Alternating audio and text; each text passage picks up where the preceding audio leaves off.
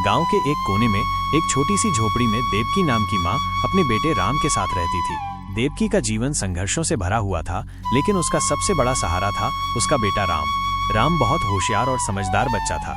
उसकी उम्र सिर्फ 10 साल थी, लेकिन वो अपनी माँ की हर बात समझता था। देवकी दूसरों के घरों में बर्तन मांजकर, कपड़े धोकर और मजदूरी करके घर चलाती थी। रोज शाम को थकी हारी घर लौटती तो राम उसका इंतजार करता मिलता, हाथ में एक लोटा पानी और आंखों में स्नेह। एक दिन देवकी बीमार हो गई। डॉक्टर ने कहा कि उसे इलाज की सख्त जरूरत है, वरना हालात बिगड़ सकते हैं, लेकिन इलाज के लिए पैसे नहीं थे। राम ने माँ की हालत देखी और चुपचाप गांव के पास के शहर में जाकर जूते पॉलिश करने का काम पकड़ लिया। छोटे छोटे हाथों से दिन भर लोगों के जूते चमकाते हुए वो सोचता, माँ को ठीक करना है, माँ को हंसता देखना है।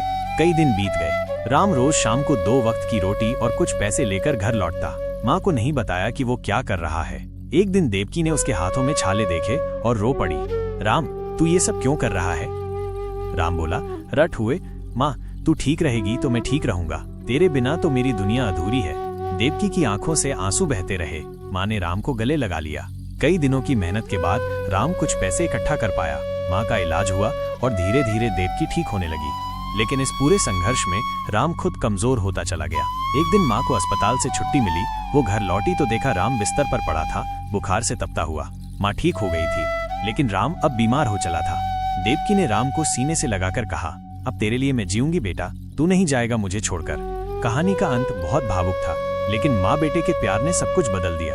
गाँव वालों ने राम के लिए मदद की और माँ की ममता ने उसे फिर से जीवन दिया।